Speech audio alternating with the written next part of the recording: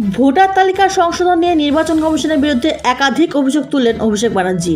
তার দাবি, ফর্ম ৬ ব্যবহার করে বিহার ও উত্তরপ্রদেশ থেকে জোর করে ভোটার ঢোকানো হচ্ছে বাংলায়। তিনি বলেন, প্রায় ১৪ লক্ষ নাম সাপ্লিমেন্টারি তালিকা থেকে বাদ পড়েছে এবং বিষয়টি নিয়ে সুপ্রিম কোর্ট অফ ইন্ডিয়ায় জানানো হবে। পাশাপাশি সিসিটিভি ফুটেজ প্রকাশ ও ফর্ম ৬ জমা দেওয়া ব্যক্তিদের তালিকা প্রকাশের দাবি জানান তিনি।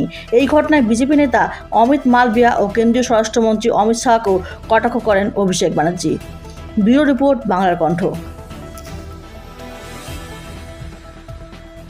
तो 2009 में जो गुजरात हुआ तो उनकी वायलेंस हुआ, तो उसके हिसाब से तो लिस्ट ही लगेगा बंगाल में जो है उनके लिए वायलेंस का normal definition. Normal violence is what happened in Godhra in 2002, what happened with छोड़ाबंदी। सो अमित शाह के लिए वायलेंस का जो थ्रेशोल्ड है वो काफी ज्यादा है, हमारे लिए कम है। हम शांति अमन में विचार रखते हैं, बिलीव करते हैं, तो हमें तो भाई एक किसी को थप्पड़ भी मार के तो वायलेंस लगता है।